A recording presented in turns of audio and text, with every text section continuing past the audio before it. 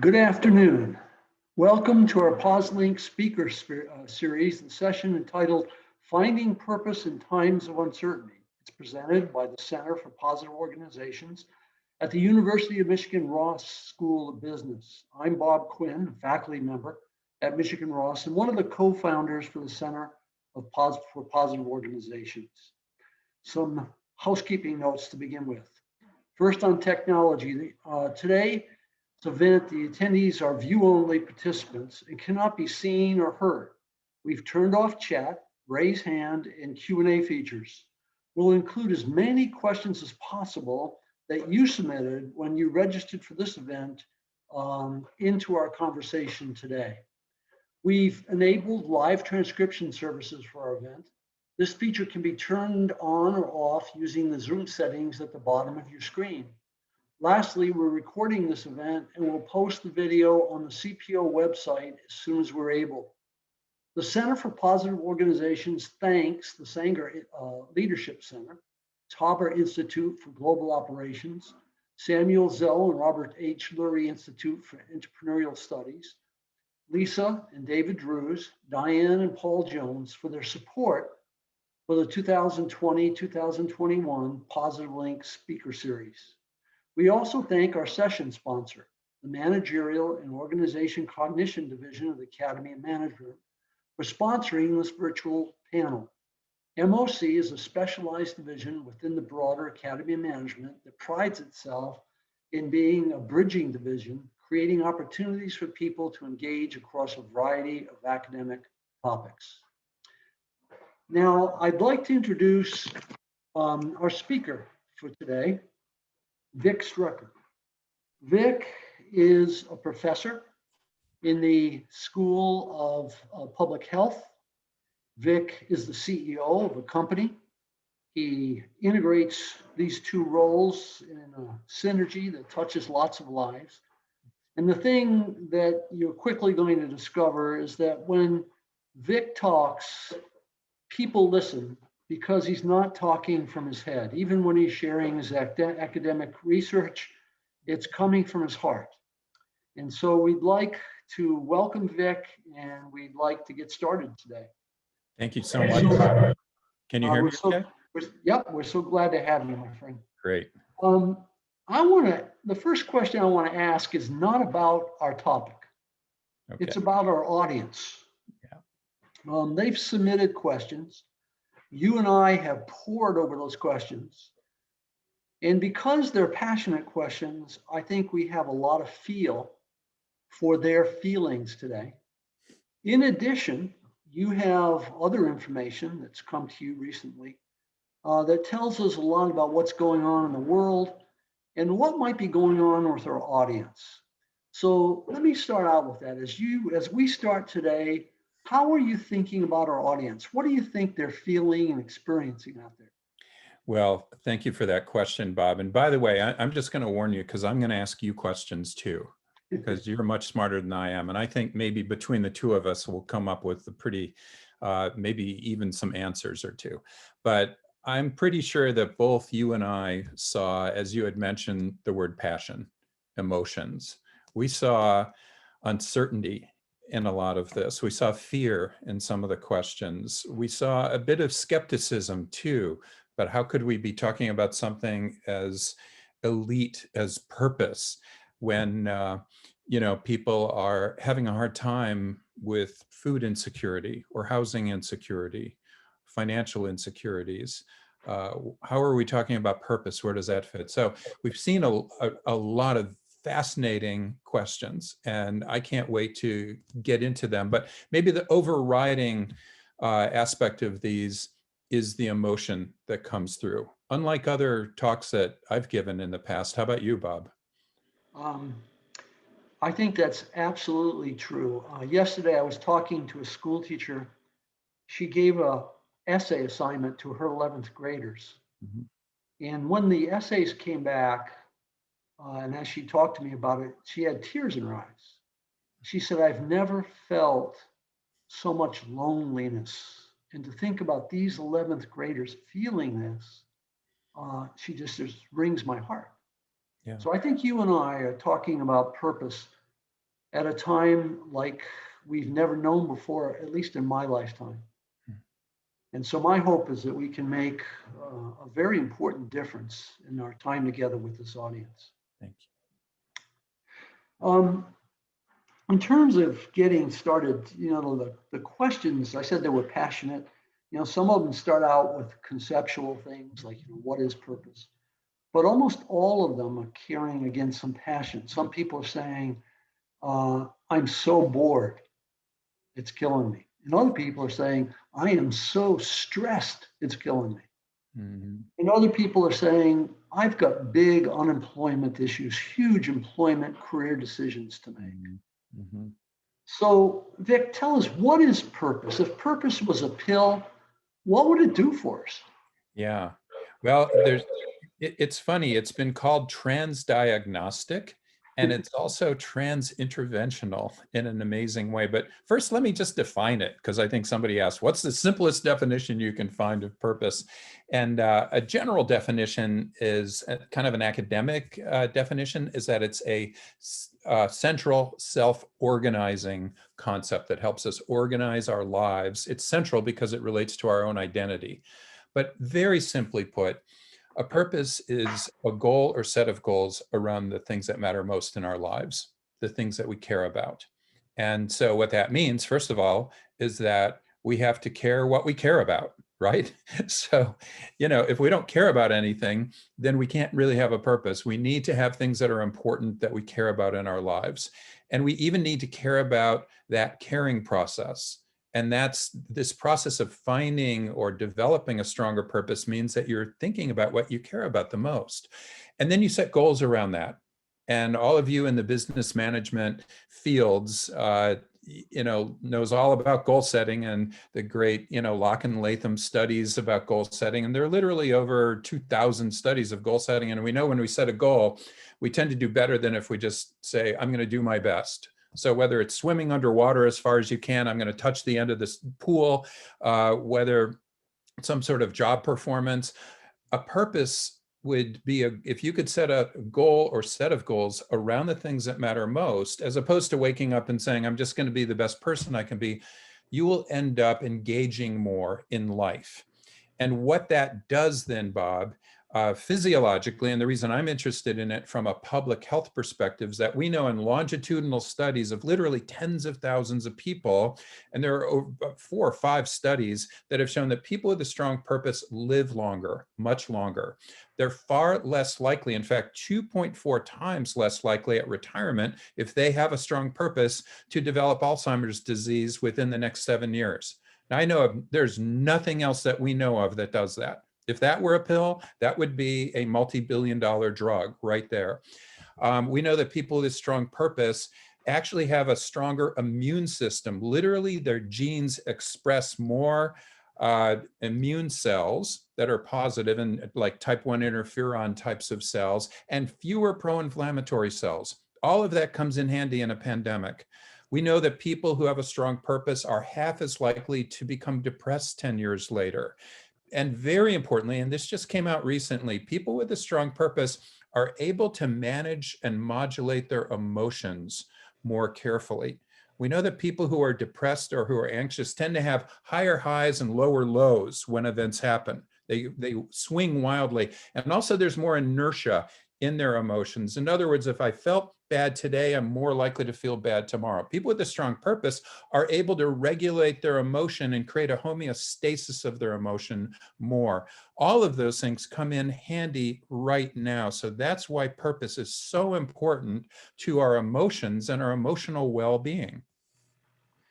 Jim Lura is an elite psychological coach for athletes, and And a very good friend, by the way. and works with elite athletes as well.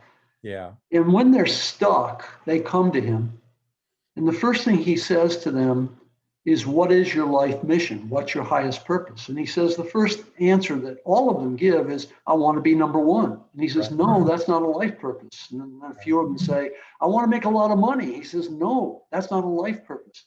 So why are those not life purposes? And what is it that's different about a life purpose? Well, they certainly can be purposes. We know that people can have very hedonic purposes. We can say the most important thing in my life is money, and as Jim has told me as well, a lot of elite athletes make ungodly sums of money, but they are not necessarily happier. They don't ultimately become happier people because of that. And there's great data and massive amounts of data that talk a lot about that. But what's very clear is that people who have a self-transcending purpose, a purpose that's bigger than themselves, and he's got many stories about athletes where he'll draw a headstone and say, okay, number one, there's your name. If you die tomorrow, number one, is that what you want? And they'll usually get really mad at Jim for saying that. And they'll go off, and one of the elite athletes, she was young, all she wanted to do is beat Monica Seles in tennis. And we won't mention her name, but finally she worked until 3 a.m. on her purpose, her real purpose. Came back, she had never beaten Monica Seles, and she came back with the deepest, most authentic purpose that was very transcending. It had nothing to do with being number one, nothing to do with tennis, actually. And that year she became number one and beat Monica Seles. And that wasn't the most important thing in her life anymore. That's kind of paradoxical, right? Well, yeah, it is. It is. I mean, Aristotle talked about hedonic purposes that we might have and what he called eudaimonic purpose. And the root word in eudaimonia or eudaimonic is daemon, this inner true godlike self. In Hindi, it's the Atman. It's this true self that lives in us, that Hindus believe is born within us. Buddhists believe that. And the Greeks believe we were born with this inner daemon, this inner God that kind of told us the right thing to do. And that was transcending. And if we could be in touch with that, like they always said, Socrates is in touch with his inner daemon so much. You'd go, he's kind of a street philosopher, and people would ask him a hard question. And, he'd run off, like Plato might ask him a hard question. He was one of Socrates' students. He'd run off into the alley and come back 20 minutes later and say, yeah, my daemon has spoken to me. And now what we find in the harder sciences is when we ask people to think more about their eudaimonic purpose, this transcending self, they do better. These, pro-inflammatory cells are not produced as much as if you have a hedonic purpose, and your immune system, your immune function cells are produced more. And we know that even in a work setting that happens. So this transcending purpose actually seems to be healthy for you. And I mean, you could ask why. I mean, that's a great question. Evolutionarily, like, didn't we grow up, didn't we evolve by being mean to other people, by destroying other cultures or eating other people, killing other people? Well, it turns out that it's probably more important that we had this transcending purpose, so that if like a saber-toothed tiger ran into a village and the mom, might say, okay, you kids, you go, I'll take care of this saber-toothed tiger. And of course she'd be eaten, but those kids would go off and reproduce. So in terms of evolutionary biology, having this transcending purpose was probably really good for cultures, for villages to be able to grow, to educate other people, to teach other people, to protect other people. Does that make sense? Yeah, but it sounds so big, and we've got these folks saying to us, in this pandemic, I've lost my job. And in this pandemic, I'm bored. In this pandemic, I'm so stressed out. What about these people? Yeah, there's probably never a better time to think about your purpose. One of the modern fathers of purpose is Viktor Frankl. Viktor Frankl was a physician who became the concentration camp doctor in 3 concentration camps as a prisoner. He was Jewish, and he was a prisoner. He lost his whole family. He went through 3 concentration camps. And in going through these camps, he also was an incredible observer. He observed that the people who were surviving, if they weren't just simply murdered outright, the ones who were surviving were the ones who were transcending, who maintained a purpose in their lives, who even, for example, with new prisoners coming in, would say, here's my food, you're gonna need it. And those people very often ended up surviving. And he also found that people ended up growing afterwards. After these camp experiences, they would have what we might call post-traumatic growth. So think about this time. Buddhists talk about how suffering produces growth. in us. I think we could think about this COVID experience. We're not in a concentration camp, by the way. We're not in the bottom of a ship as a slave being moved from Africa to the United States. This is nothing compared to what our ancestors, many of our ancestors had to go through in their lives.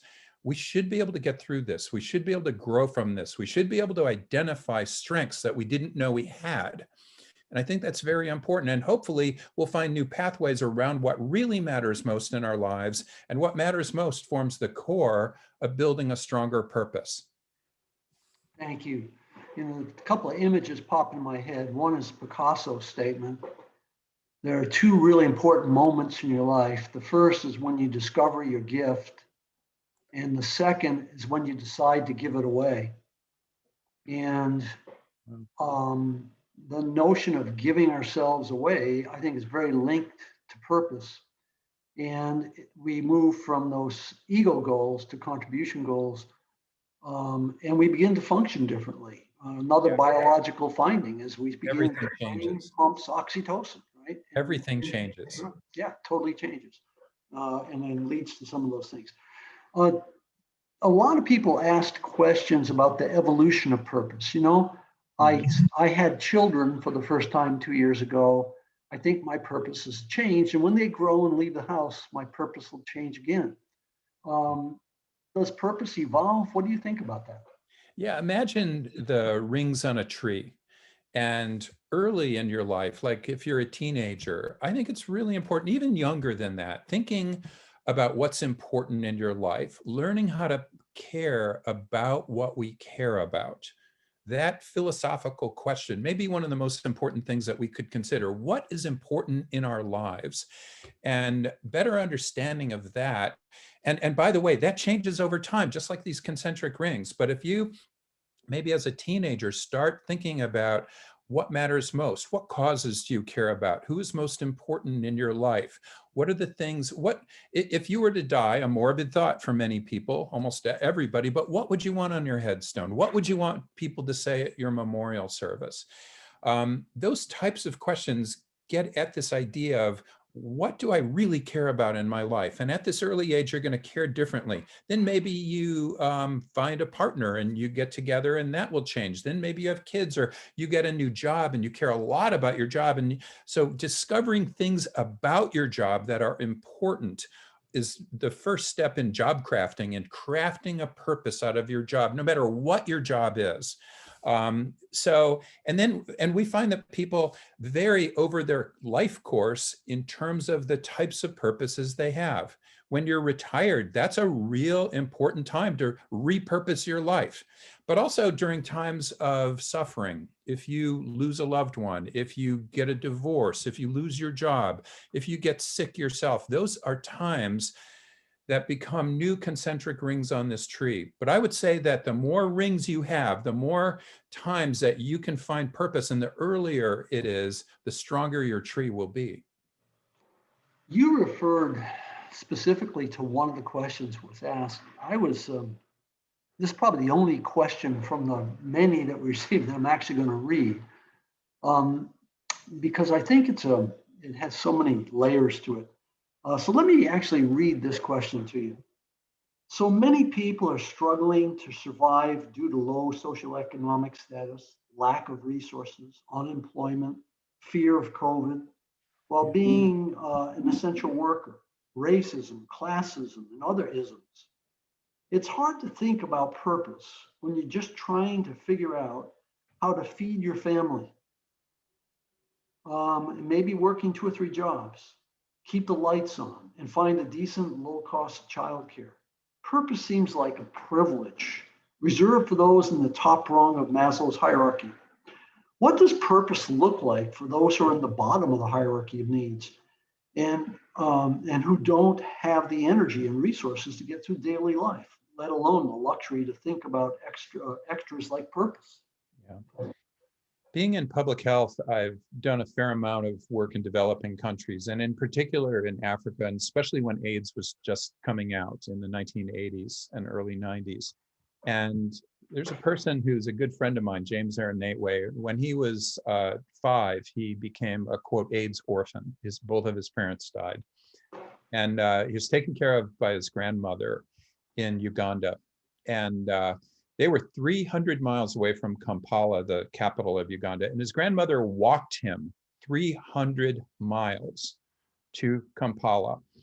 And when he was very young, and knocked on the prime minister's door, basically the gate where the guards were. And it took them 3 months to be able to, his grandmother finally had to go back, and James himself just stayed there and lived by the gates. And finally they opened the doors weeks later and got to meet the prime minister's wife. And he ended up getting an education. That's what his grandmother wanted, for him to get an education. And he's given back by creating Teach for Uganda, which teaches young girls and young boys, and then through their teen years, educates them. And he's got remarkable stories. But I remember asking him, so what about this idea that we have that purpose in life is kind of at the top of Maslow's hierarchy? It's for people who have everything else. And he kind of laughed and he said, well, maybe you Westerners think that, but people who have nothing understand that purpose gives you hope. Without purpose, you really have nothing. Purpose helps you think about what I could be. It helps me care about caring about what I care about the most. Again, and without purpose, we have no hope. It is essential for poor people. So I would say the absolute opposite is really true. That, from the question, I understand why a person might ask that and think that way, but I really believe that purpose is incredibly important in all socioeconomic strata.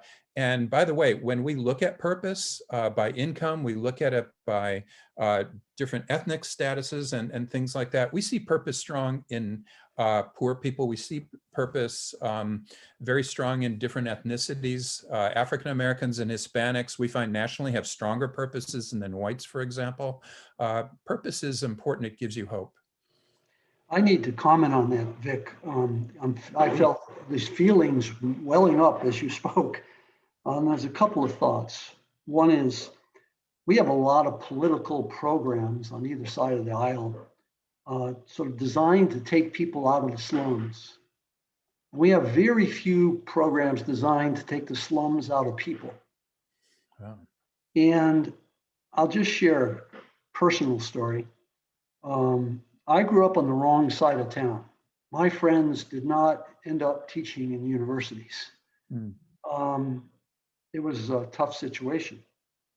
And I can remember the day that the 6th grade teacher walked in, pointed at the best athlete and told him his parents had moved across the boundary, he had to go. And I had this ego goal pop up in me. He was the best athlete and all girls liked him. If I became the best basketball player, the girls would like me. And that day at 3:30, I went to a broken rim with a lopsided basketball and shot for hours and went home and did that every day until basketball season started. And a miracle happened. I became the best basketball player. And the girls didn't care a bit. That is, my goal was a total failure. But something else happened to me. For the first time in my life, I realized that inside me was a capacity to set a goal and to realize it. And in the process of realizing it, I became a new person. And I believe that was one of the most significant events of my young life.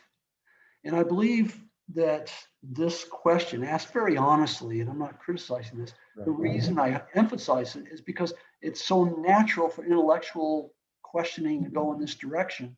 It is. And it's the exact opposite that I believe to be true. The way we help people at any socioeconomic level is when we help them find their highest purpose, and they find the hope and the courage to engage in the hard work necessary to become a new person. There's actually some research in this area too. And when we start thinking about a purpose in our lives, again, a goal or set of goals around what matters most. I'll give you my work purpose, for example. It's to teach every student as if they're my own daughter. So what that does is engage me in teaching more. It's incredibly important. And I stopped caring so much about outside noise in my life. I'm more focused. I'm more directed. Just as you were thinking, okay, I'm going to be a better basketball player because I want to meet girls or whatever. I have this very specific purpose in my life and directed. So I'm not going to watch as much TV. I'm not going to, if in modern times, I wouldn't be, on social media all the time. I'd be shooting hoops until I got really, really good at this. I'd be a gym rat.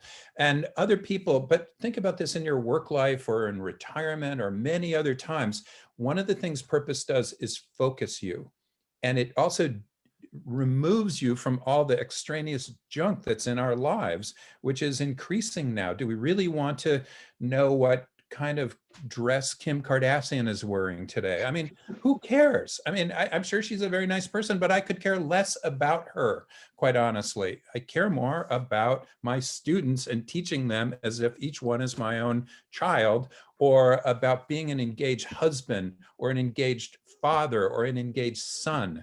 Those things are very important to me, or helping other people find purpose and meaning in their lives. So those are my purposes.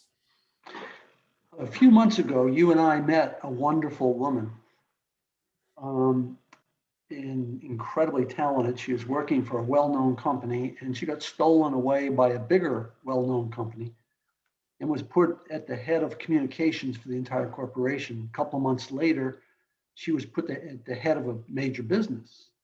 And the only problem was that that business was losing huge amounts of money, and 8 consecutive people in that position had been fired. She got on a plane, flew around the country, and listened to people. She formulated the strategy, painful strategy that would fix it, went to the CEO and said, here's where I want to go. And he said, no. Now that makes a lot of sense that he said no, because if the change wasn't painful, it would have been fixed a long time ago. She went back to her house incredibly depressed and started thinking about getting her resume out.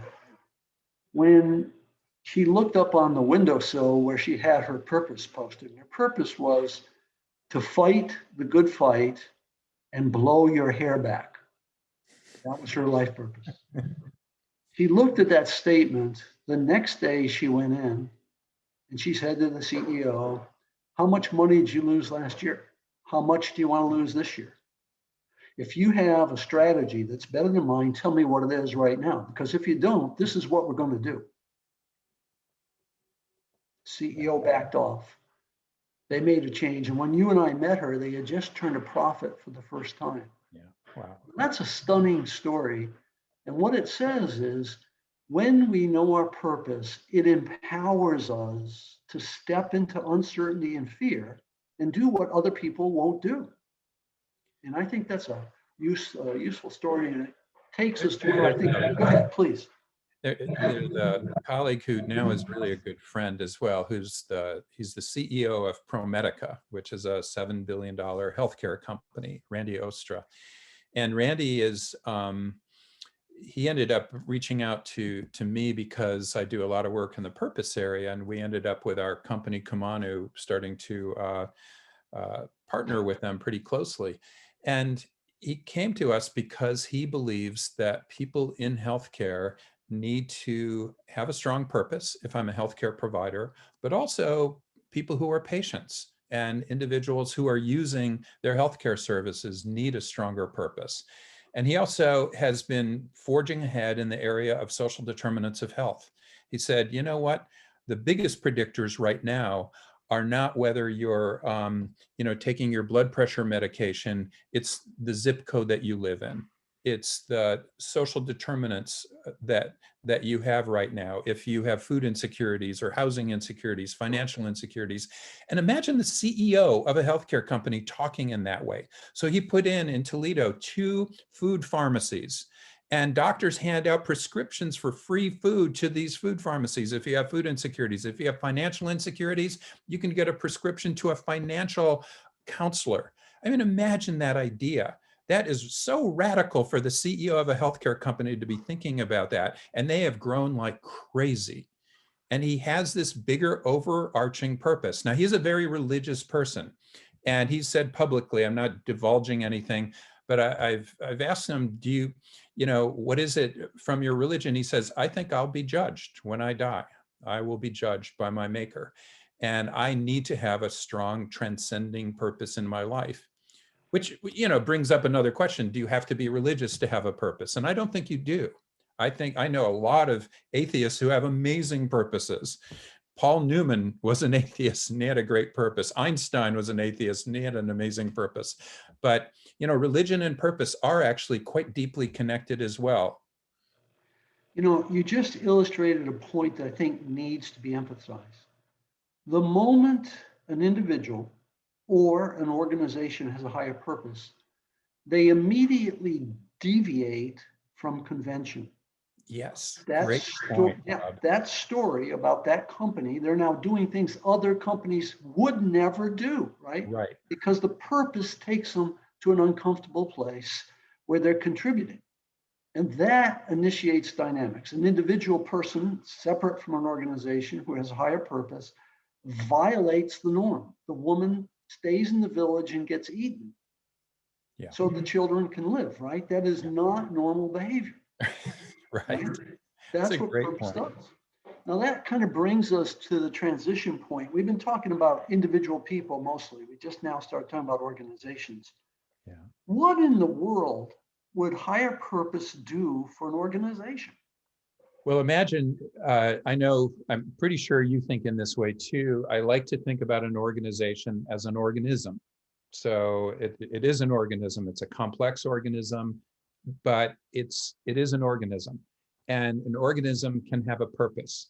And when you think about the analogy, the corollary to this, an organization has things that matter most to them. And if they start setting goals around those things that matter most to them, those are purposes. Now, that purpose can be very authentic or it can be very fake. And we know a lot of organizations who have completely fake mission statements, who don't live into that, and their employees know that in a second. Employees flock to companies. In fact, there's a fairly new study that showed that a new employee will take an average of $20,000 less if they know that they can find purpose through that organization. We know that millennials are much more likely to, and Amy Wozniacki talks about this all the time, young employees are going to demand finding purpose through their work, through their jobs. It's essential. Jane Dutton, obviously has done so much work in this area. So it's essential that you have a purpose that people can connect to, can believe in, that is authentic. Now, this is your work too, so you can talk about this and about purposeful leaders, but it's absolutely essential. And one of the things that Raj Sisodia and other people have been finding, and you certainly have found, is just like in a human being, a transcending purpose that transcends revenue. Not that revenue isn't important, but if you start thinking about your community, about your customers, about your employees, even about your suppliers, if you start transcending revenue, you end up making more revenue. Now, that is just the same kind of Zen-like approach that an individual who says, I'm going to think less about me and more about other people and my community and my society, they end up doing better. The people in the concentration camp who give their food to somebody who's just coming in saying, you're going to need this more than me, if they end up not only surviving more, but even thriving afterwards, of growing, imagine how strong we could become after COVID or as a result of COVID, for example. When you say that, I was thinking about the conventional economists listening to those words and saying, well, that's just voodoo, right?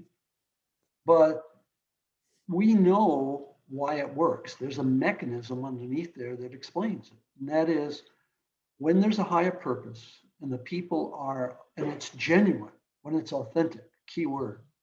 Because as you said, many companies just see it as another trick. It's another academic tool we can use to manipulate the people, to get them to work harder. If that's my mental set, I'm already dead as a leader. But when that purpose is authentic and people believe in it and buy in it, they bring their discretionary energy to work. They spontaneously organize. They do things you are not smart enough to ask them to do, because you don't know. And what we get is a process in complexity theory called emergence. And hierarchical theory, the one that we all carry in our heads, cannot comprehend emergence, right? That from the I top love that down. word, by the way, emergence. It is spot on. Yeah, talk to us about emergence. What's that mean to you? Well, I just think that this idea that we, in order to become purposeful, and, just having a purpose isn't enough, whether it's a company or whether it's an individual, it's becoming purposeful. And so you start acquiring greater and greater agency, greater self-efficacy, and greater consciousness about what do I care about. I want to care, not only figure out what I care about, I want to care about what I care about. And as soon as that happens, this really interesting thing happens. You start becoming less buffeted by the perturbations of something like COVID or many other things like the election. You just simply become less buffeted around. You start learning more, and there's really beautiful research on this. It's very recent. You're better able to observe your feelings almost as an outsider, to say, okay, this is an emotion that I have. I'm feeling really angry. I'm feeling really nervous. I'm feeling really stressed. I'm feeling way out of kilter. But I'm looking at myself and I'm objectively observing that emotion, as opposed to letting that emotion drive me. People with a strong purpose do that. CEOs of companies, HR leaders in companies, employees in companies, if they can be less buffeted by all the perturbations that are happening right now and continue to think about that North Star, that purpose, that direction that they have, they become less buffeted. They continue. And then when we get through this, and we will get through this, they're stronger than ever. There's so much to think about in relation to that. I feel like a preacher, I'm sorry. Yeah. I think economically, what the day it dawned on me was with my colleague who explained the principal agent problem in economics. The principal agent problem is I'm the owner. I contract with you to give me 10 units of labor, and I'll give you 10 units of wealth. That's a contract. The moment that I turn my back, you tend to underperform the contract. And so I have to exert control and measurement.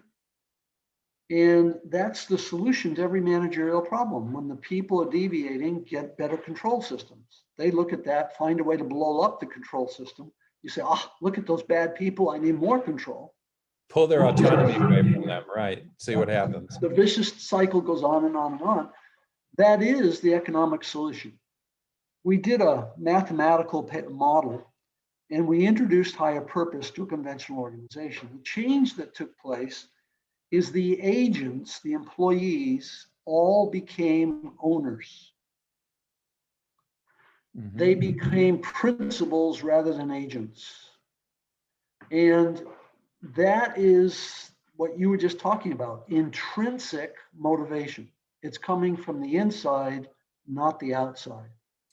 Now, go ahead, please. Well, here's the other thing related to that. I do a fair amount of neuroscience work now, and I'm not a neuroscientist myself, but we work with neuroscientists at the University of Pennsylvania. And we put people into MRI, and we have them start to think about their purpose in their life, purposeful core values, because that's what this starts with what do I care about? What's important? What do I value? So we ask people to start thinking about those core purposeful values. More blood flow goes into this part of the brain called the ventral medial prefrontal cortex. This is our executive decision-making area. It also is related to who we are. When we are asked, like, who are you? What is your identity? This part gets more blood flow. And when this gets more blood flow, it down regulates or governs down an ancient part of the brain called the amygdala. And the amygdala is that's associated with fear and aggression.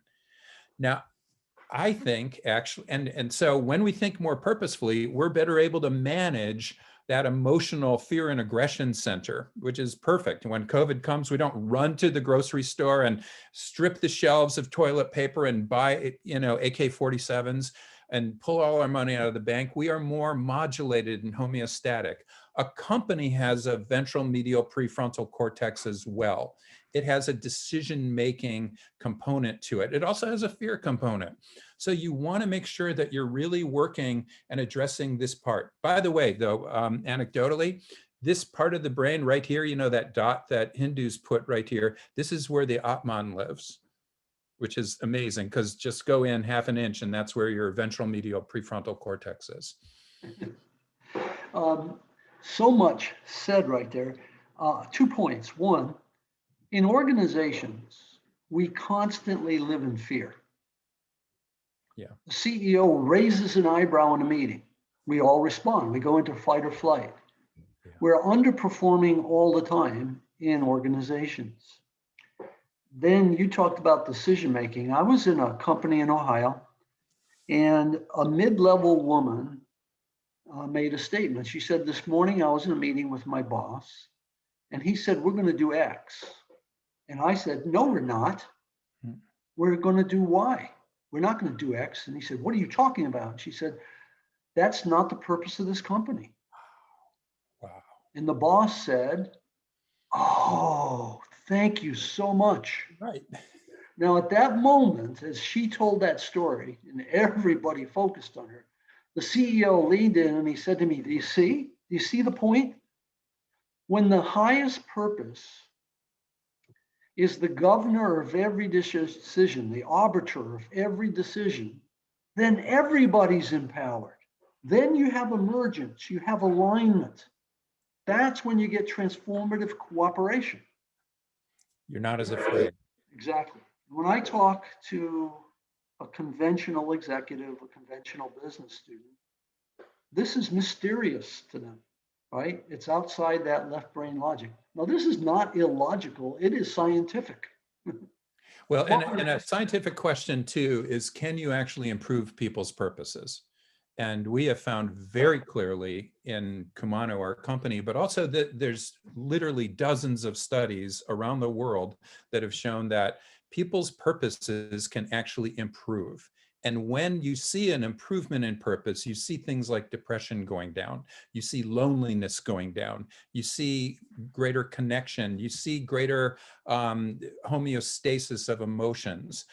And you can improve companies' purposes as well. You can make those companies more authentic. You can make you can make leaders more purposeful by modeling their purpose, by empowering others to find purpose, by identifying teams where a team could have a purpose that is, really focused within that company on that team. And then you can help, connect with a shared purpose.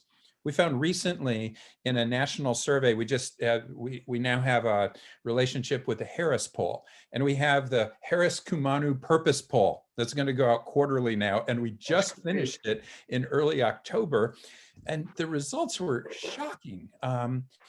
People with a shared purpose, in other words, first of all, only a third of U.S. employees, this is a nationally representative sample, only a third of U.S. employees knew their company's purpose. Fewer than a third felt that they shared in that purpose, or that their fellow employees shared in that purpose, which is shocking. But in a shared purpose index we created, it explained over 50% of the variation in work engagement. If I'm part of a team that has a shared purpose, a shared mission, I am going to just be so much more engaged. Also, I'll be far less depressed, far less anxious at work. We asked all of these really fun questions, and just the outcomes were incredible. What we're finding in terms of shared purpose, individual's purpose, the balance between one's life purpose and one's work purpose. Those are all things we need to study much more and understand, and hopefully infuse within companies, because this is a real key to greater engagement and productivity as well. A lot of the executives that wrote questions appear to be believers in what you just said. Mm-hmm. And for this subset, their questions were about, how do I do it?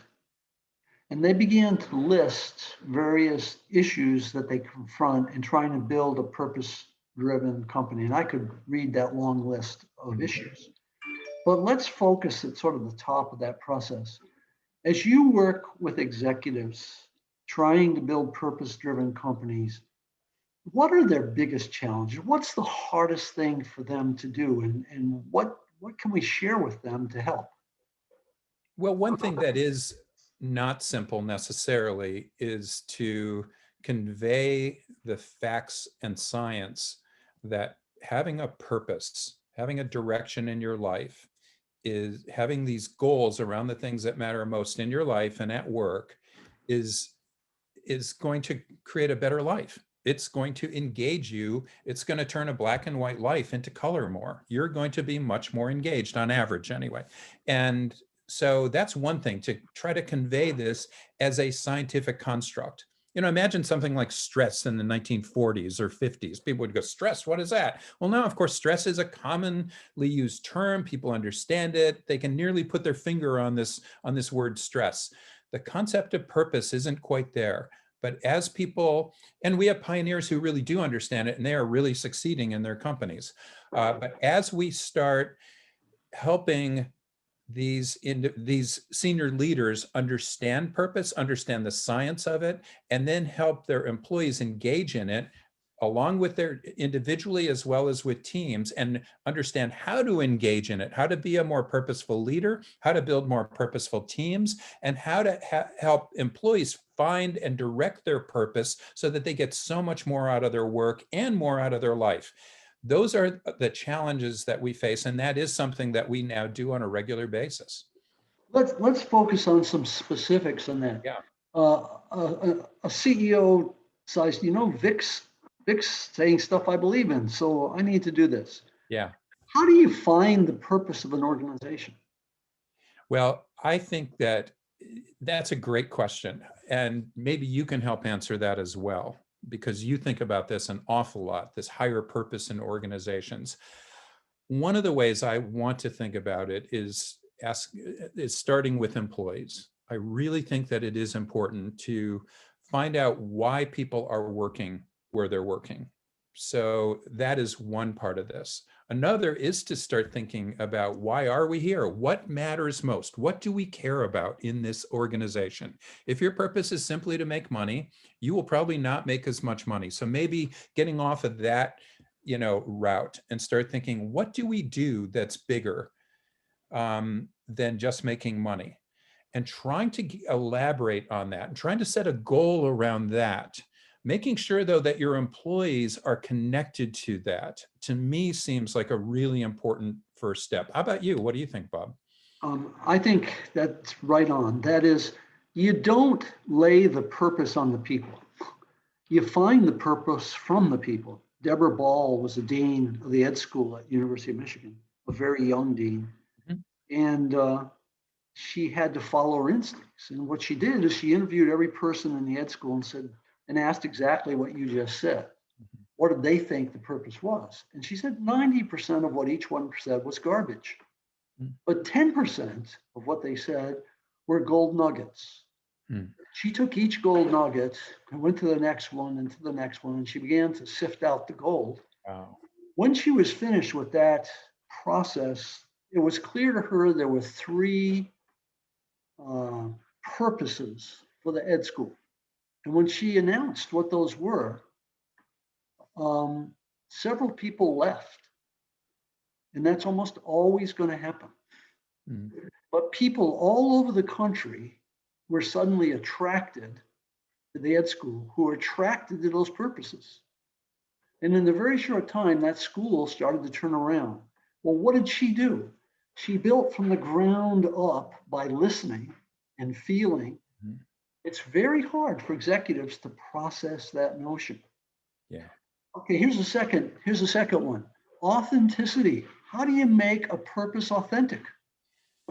Yeah.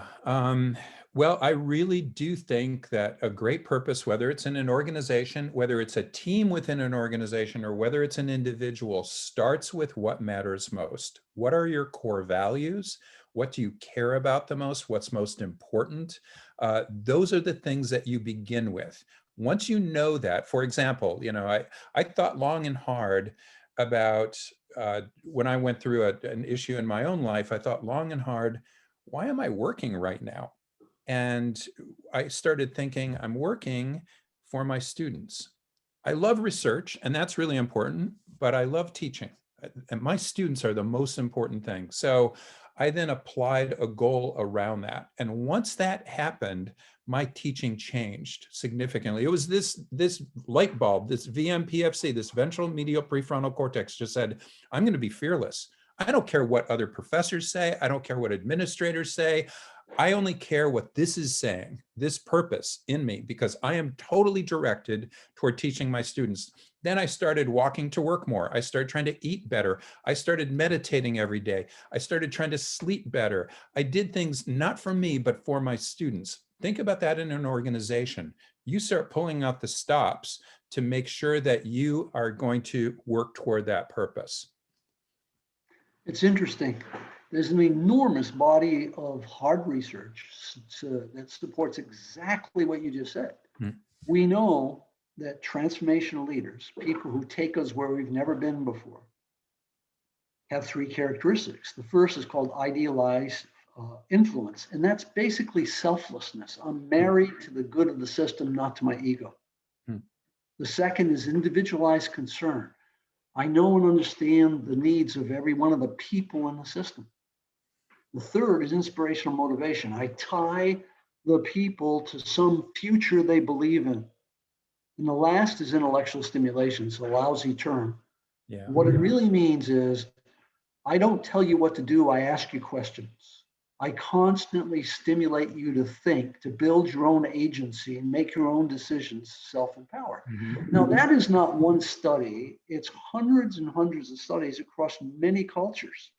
And we know that that holds up. And that's just in slightly different words, what you just said. Well, you mentioned inspiration as the third one. And a lot of people I know, a lot of CEOs and senior leaders will wonder, how do I become inspirational? You know, I went to business school and I learned all about accounting and everything, and I rose through the ranks, and now I happen to be CEO, but I never thought about myself as inspirational. Here's a simple way to do that. Think about a purpose and be directed toward that purpose. You will become inspiring. Don't try to be inspiring. You will just be inspiring because you're so connected. Randy Oster, this friend, you know, CEO of ProMedica in Toledo, he's just simply inspiring because he's so driven. And we know people. Jerry Anderson is inspiring because he has a mission and purpose. We know amazing CEOs. It doesn't come from some magic that you were born with. I can promise you that.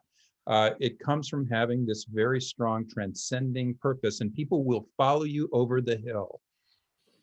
But doesn't that mean that, you know, a poor introvert like me, I'm doomed, aren't I? You know, I'm a CEO, but I'm an introvert, you know, I can't do it. Yeah. You know, it's funny. I really think that people with this strong purpose, it comes out. In modeling it, if it's really authentic, if you really believe in this, people will, it doesn't matter if you're introverted or extroverted. I almost don't believe in those words. I just think that, you know, this is so modifiable. This is not just a personality characteristic. It's something that we can become. That very much ties to a question that someone asked that I highlighted because for the last 20 years, since we founded Positive Organization Scholarship and the Center for Positive Organizations, and the study of what people are like at their best, we go out of the center and teach all over the world. And people love the science of positive leadership and positive organizing. They love it. But inevitably, there's a question that's asked. The question takes 100 different forms. But I'm going to read you one form of this question. And I want to see what you think about it. And here's the question. It always sounds very innocent. How does one engage higher level leadership to try and get them to see the value of finding purpose? And how will it change the culture from the culture and the productivity of an organization? So, you know, I live in this organization. It's a hierarchy. The boss doesn't listen to me. We're a finance organization. Oh, we're a medical organization. Oh, we're a big organization. Oh, we're a male organization. Category after category after category. How can, I love this, but I look up the system and there's just nothing I can do. I mean, there's 100 ways this question gets expressed. What's your reaction? Well, I have always felt that, great business leaders are very, very much like great coaches. I love studying coaching and great coaches because the feedback is so quick. You either win or you lose, and you look at that winning or losing record. And if you have a big losing record for a while, you're out. So coaches, I mean, there's a real tough Darwinism around coaching. And so the people who have survived in coaching understand certain things. They understand how to connect everybody on that team with a shared mission. If you had, only a third of your players saying, I don't know which goal I'm going to, or I don't know what position I'm playing, or I don't think my teammates really care, and would just soon be playing for the other team, you would lose all the time and you wouldn't be a coach for long. I really think that the idea of trying to be a coach in your team, in this organization, is very important. And I think we can learn a lot from coaches who are, increasingly teaching CEOs and other C-suite executives how to do this. That's my own opinion. But yeah, I believe that people can be more inspirational. I think that they have to become vulnerable. That's one thing. I think so many CEOs that I know and have met, and C-suite people, refuse to be vulnerable or to show any type of vulnerability. That's the first step, really, I think, to effective, purposeful leadership. Yeah, we're talking about moving from conventional problem solving, ego pursuing analysis that we all use, every one of us uses all day long, to another state, a higher state in which we connect to other people as human beings, and we go outside our ego boundary, and we begin to show empathy and respect and trust, and we begin to care about each other.